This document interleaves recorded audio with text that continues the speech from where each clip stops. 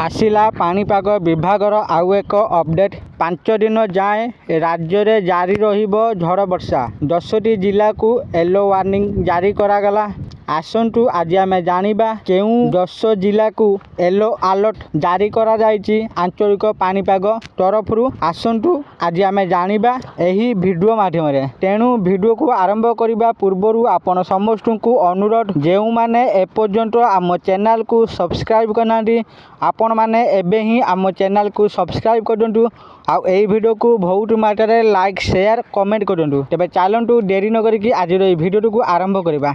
राज्य रे पागरे परिवर्तन कमिची खरा टाउ विभिन्न स्थान रे बिजुली घड़घड़ी सह वर्षा पवन हेउची कुआपथर माड़ भी हेउची।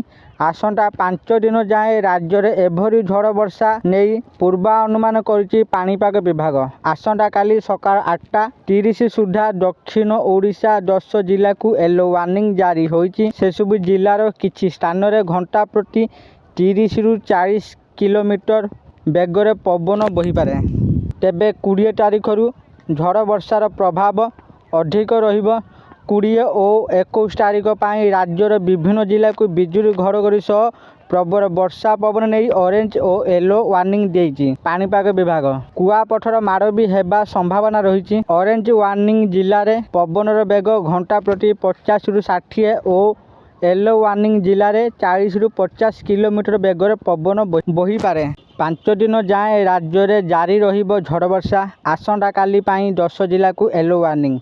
विभिन्न स्थान में बिजुली घड़घड़ी सह वर्षा पवन संभावना। 20 और 21 तारिख पाई विभिन्न जिला को ऑरेंज और येलो वार्निंग। बिजुली घड़घड़ी सह कुआपथर वर्षा पूर्वानुमान घंटा प्रति 50 रु 60 किलोमीटर बेगर पवन बही पारे।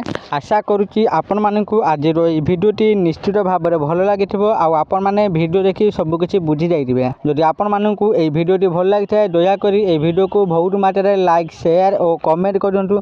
आ जो मैंने एपर्यंत आम चैनल को सब्सक्राइब करना आपण मानकु अनुरोध आपण माने एबे ही आम चैनल को सब्सक्राइब करदंतु। आज पई एतिकी फोन देखाबो आउ एक नुआ भिडियो रे। सेते पर्यंत मु दीपू आपण मानक थारु विदाय नउची रहुची। धन्यवाद।